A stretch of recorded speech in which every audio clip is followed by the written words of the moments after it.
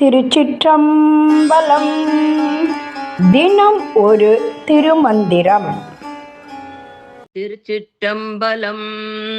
இன்புற நாடி இருவரும் சந்தித்து துன்புறு பாசத்தில் தோன்றி வளர்ந்த பின் முன்புற நாடி நிலத்தின் முன் தோன்றிய தொன்புற நாடி நின்றோதலும் ஆமே.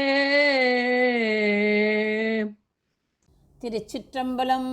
இன்புற நாடி இருவரும் சந்தித்து என்று தொடங்கும் பாடலை இப்பொழுது காண இருக்கிறோம். இன்புற நாடி இருவரும் சந்தித்து, தாய் மற்றும் தந்தையாகிய இருவரும் சிற்றின்பத்தை விரும்பி சந்திக்கின்றனர். அந்த சந்திப்பின் விளைவாக ஒரு கரு உருவாகி விடுகிறது. உடல் சார்ந்த இன்பத்தையே முதன்மையாக கொண்டு இந்த சந்திப்பு நிகழ்கிறது. துன்பு ஒரு பாசத்தில் தோன்றி வளர்ந்த பின் அவ்வாறு உருவான கரு என்னாகிறது? பிறவி எனும் கட்டறுக்க முடியாத பாசத்தில் கர்ம வினைகளில் சிக்கி மண்ணுலகில் பிறந்து வளர்கிறது.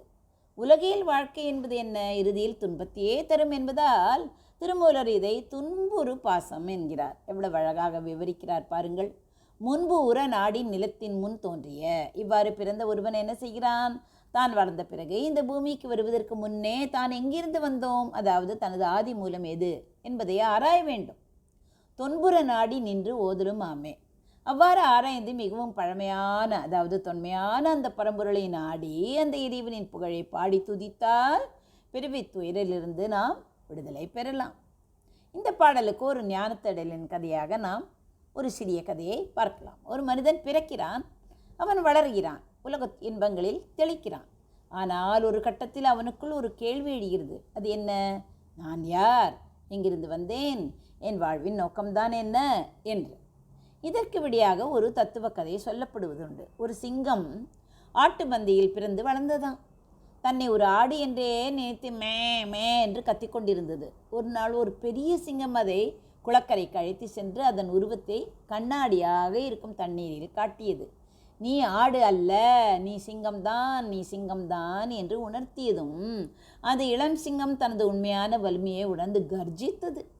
அதுபோலத்தான் நாமும் சிற்றின்பத்தால் உருவான இந்த உடலில் சிக்கி நம்மை சாதாரண மனிதர்களாகவே நினைத்து கொள்கிறோம். ஆனால் திருமூலர் என்ன சொல்கிறார்? இந்த உடலுக்கு வருவதற்கு முன்னால் நீ யாராக இருந்தாய் என்று தேடு, நாடி நில். அப்போது நீ அந்த தொன்மையான இறைவனின் அம்சம் என்பது உனக்கு புரிந்துவிடும் என்று கூறுகிறார். உலகியல் ஆசைகளால் நாம் பிறந்திருந்தாலும் வளர்ந்த பிறகு நம்முடைய தேடல் இறைவனை நோக்கியதாக மாற வேண்டும். வந்த வழியை தேடினால் போக வேண்டிய இடமாகிய முக்தி எளிதாக கிடைக்கும் என்பதே இந்த பாடலின் செய்தியாகும். எவ்வளவு ஆழமான கருத்து, எவ்வளவு உண்மையான கருத்து பாருங்கள். இன்பு உற நாடி இருவரும் சந்தித்து துன்பு உற பாசத்தில் தோன்றி வளர்ந்த பின் முன்பு உற நாடி நிலத்தில் முன் தோன்றிய துன்பு உற நாடி நின்று ஓதலும் ஆமே. நன்றி, வணக்கம்.